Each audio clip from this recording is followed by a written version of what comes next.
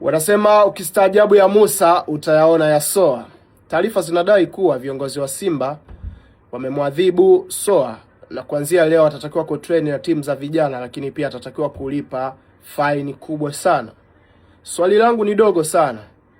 Ni kweli viongozi wa Simba mmemwadhibu Soa? Nakubaliana na nyie kwa sababu trendi ya Soa sio nzuri kwa maana ya nidhamu.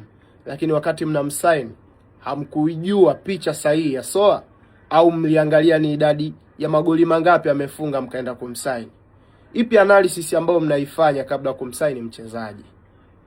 Nakumbuka wakati mnamsign, wachambuzi tuliwaambia kwamba huyu Soa ni mtovu wa nidhamu.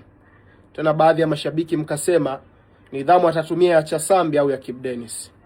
Hii leo mmemchukua Soa baada ya wiki mbili, mwezi mmoja, mmeiona picha ambayo wachambuzi tulikuwa tunaizungumza. Na shauri, kabla ya kumsaini mchezaji usiangalie performance yake uwanjani ukaishia hapo. Ni vizuri pia ukaangalia side ya pili ya mchezaji. Na kama una gambo kumsaini na tabia zake, basi ujue namna sahihi ya kuishi naye. Lakini sio watu wanakuambia mchezaji ana tabia hizi, unamchukua afu baada ya mwezi mmoja unamuona mbaya. Ni ushauri tu.